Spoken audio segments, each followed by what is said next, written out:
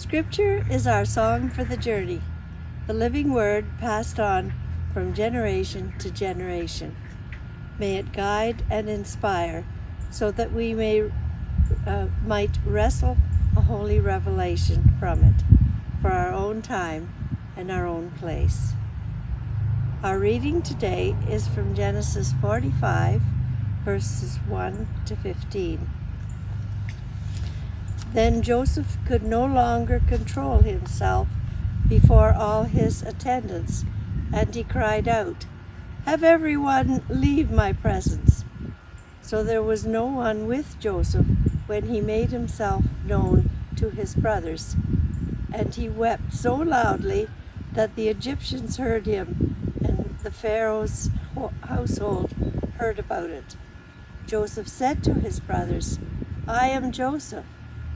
Is my father still living?"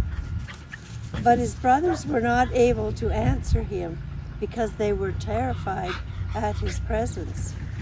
Then Joseph said to his brothers, "Come close to me." When they had done so, he said, "I am your brother Joseph, the one you sold into Egypt.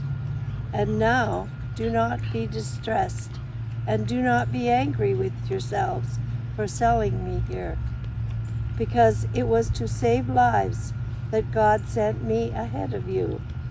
For 2 years now there has been famine in the land, and for the next 5 years there will not be plowing and reaping. But God sent me ahead of you to preserve you a remnant on earth, and to save your lives by a great deliverance.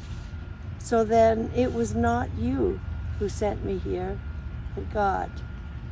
He made me father to Pharaoh, lord of his entire household and ruler of all Egypt.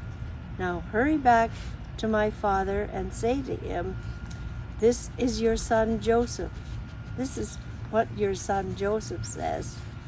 'God has made me lord of all Egypt. Come down to me, don't delay.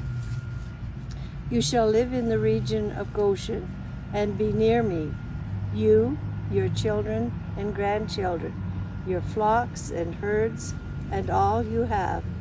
I will provide for you there, because 5 years of famine are still to come.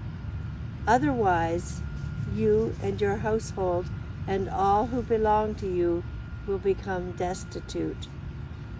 You can see for yourself, and so can my brother Benjamin, that is really I who am speaking to you. Tell my father about all the honor accorded to me in Egypt, and about everything you have seen, and bring my father down here quickly."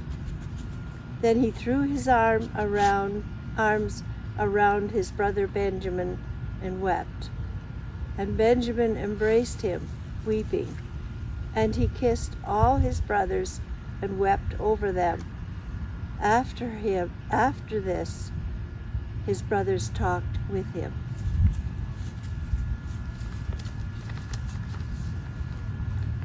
Hear what the Spirit is saying to the church. Thanks be to God.